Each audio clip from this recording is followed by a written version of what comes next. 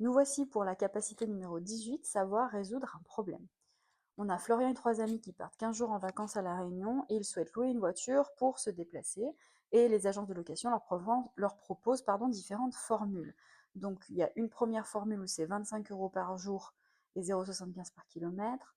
Ensuite 43 euros par jour et 0,22 par kilomètre. Donc là déjà on peut regarder le prix par jour, il est plus important, mais par contre c'est moins cher par kilomètre parcouru.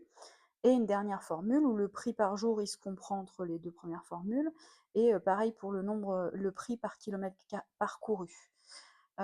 Donc tout ce qu'on sait, c'est qu'ils y vont 15 jours. Donc déjà au niveau jour, pour 15 jours, c'est forcément la première formule qui est moins chère si on compte que ça. Par contre, on voit que on va payer plus cher du kilomètre. Donc la difficulté dans ce problème, c'est que la réponse dépend du nombre de kilomètres parcourus et on ne nous dit pas combien de kilomètres ils vont parcourir. Ça veut dire qu'il va falloir qu'on modélise.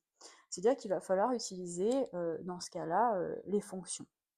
Alors, ce que je te propose, c'est que comme ça dépend du kilomètre parcouru, on va essayer d'écrire le prix en fonction du nombre de kilomètres parcourus. Et pour ça, c'est ce qu'on appelle une fonction.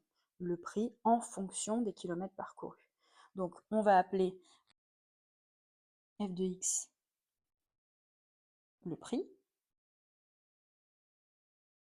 et x le nombre de kilomètres parcourus. On peut déjà calculer combien ça va nous coûter juste par rapport à 15 jours de location de voiture, puisqu'on a le prix par jour. Pour la formule 1, donc on va payer 25 euros fois 15 jours. Donc j'ai pris, donc là avec la calculatrice collège, mais là normalement il n'y a pas trop de difficultés pour ce genre de calcul. Et donc là le résultat est 375. Avec la formule 2, on va payer 43 euros par jour. Donc 43 fois 15 jours. Je fais le calcul. On a 645. Pour la dernière formule, c'est 37 euros pour 15 jours. Ah, j'ai mis 35.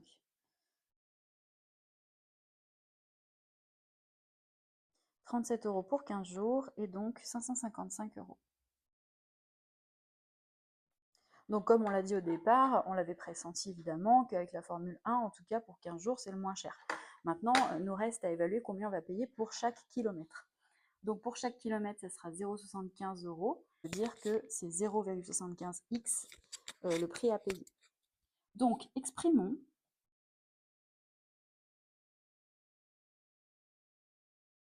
le prix à payer.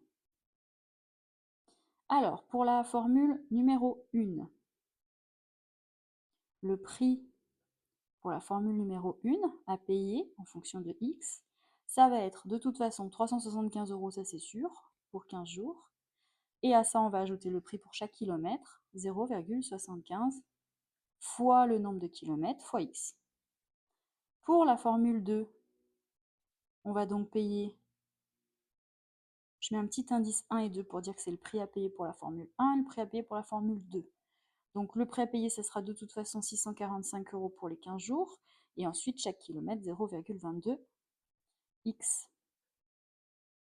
Et pour la dernière formule, la formule numéro 3, on va payer 555 euros pour les 15 jours. Et ensuite, on paiera 0,32 pour chaque kilomètre. Voilà, on a donc écrit nos fonctions et tu reconnais peut-être des fonctions affines ici. Maintenant, on va tracer ça dans un graphique pour voir à partir de quel nombre de kilomètres parcourus le prix va être plus avantageux avec toutes les formules. J'ai tracé donc les fonctions sur GeoGebra. On verra comment tracer des fonctions dans d'autres capacités. Donc là, je montre juste graphiquement ce que ça donne. Donc là, il y a le prix payé avec le tarif 1 en fonction donc du nombre de kilomètres parcourus, tarif 2 en rouge et tarif 3 en bleu.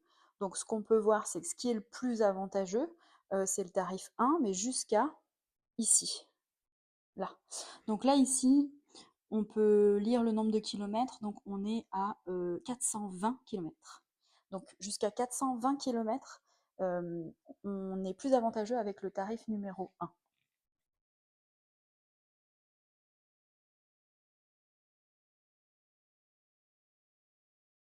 Ensuite, après, donc on a dit jusqu'à 420 km, c'est donc le tarif vert qui est plus avantageux. Et ensuite, on voit que ça va être le tarif ici, le tarif en bleu là, jusque là. Alors attends, je te montre. Jusque ici là. Et donc là, on voit que c'est à 900 km. Donc de 420 jusqu'à 900 km, ça va être le tarif en bleu, c'est-à-dire la formule 3 qui va être la plus avantageuse.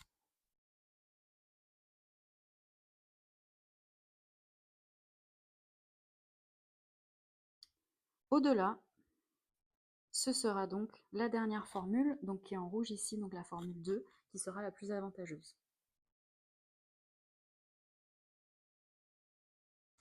Voilà, donc je vais réduire un petit peu le graphique, on va le mettre ici. Voilà, exactement. Après, on peut faire des résolutions d'équations, c'est-à-dire qu'on peut chercher exactement pour quel nombre de kilomètres parcourus le tarif 2 avec la formule 2 sera le même que le tarif avec la formule 3, ce qui revient à résoudre ça égale ça. Tu peux le faire pour trouver quand est-ce que le F1 est égal au F2, donc la formule 1 est le même prix qu'avec la formule 3. Mais là, je pense que pour ce genre de problème, on va s'arrêter comme ça.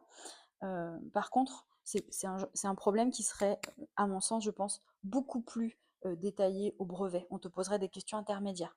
On te demanderait déjà d'écrire avec X le nombre de kilomètres parcourus, le prix à payer avec la formule 1, avec la formule 2, avec la formule 3, tracer la courbe. Ça serait beaucoup plus indiqué, je pense. Et voilà qui termine la capacité numéro 18.